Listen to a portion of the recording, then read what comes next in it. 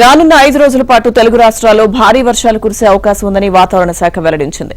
తెలంగాణలో ఉరుములు పిడుగులతో గంటకు 30 నుంచి 50 కిలోమీటర్ల వేగంతో ఈదురుగాలులు వీస్తాయని తెలిపింది. మరోవైపు రాయలసీమ, కోస్తాంధ్రలోని పలు చోట్ల భారీ వర్షాలు కురుస్తాయని వాతావరణ శాఖ అంచనా వేసింది.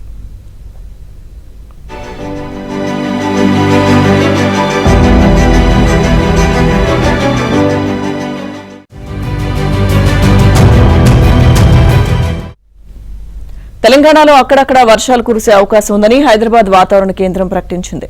గంటకు 30 నుంచి 40 కిలోమీటర్ల వేగంతో ఈదురుగాలులు వీచే అవకాశం ఉందని తెలిపింది. రాగల 3 రోజుల్లో గరిష్ట ఉష్ణోగ్రతలు సాధారణం కంటే 3 నుంచి 5 డిగ్రీలు తక్కువగా నమోదవుతాయని వివరించింది. నైరుతి రుతుపవనాలు మరింత పురోగమిస్తాయని వెల్లడించింది.